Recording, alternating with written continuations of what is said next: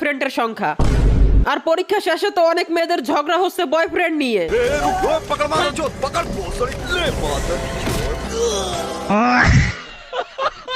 শুধু তাই না, এখন তো এসএসসি পরীক্ষার্থীরা নিজের বাচ্চাও নিয়ে যাচ্ছে পরীক্ষা দিতে। এসএসসি পরীক্ষার্থী মা বাচ্চা নিয়ে আসছে পরীক্ষা দিতে। মানে ক্লাস 7-8 এর নিবিড়া কাশফুল দিয়ে করে শুরু, ক্লাস 9 এ উঠে ফেটে গেলেই শেষ।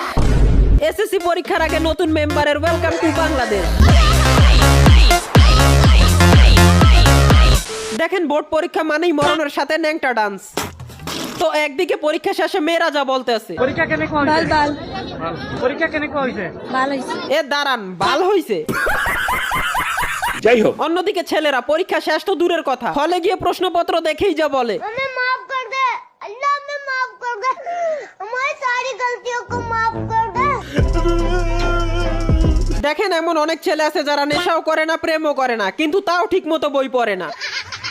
তাদেরকে বলে দিই, দেখেন ভাই, মেয়েরা ফেল করলেও তাদের বিয়ে হয়ে যায়, কিন্তু কোনো ছেলে যদি খারাপ রেজাল্ট করে তাহলে তার এইটা ছাড়া কোনো উপায় নাই।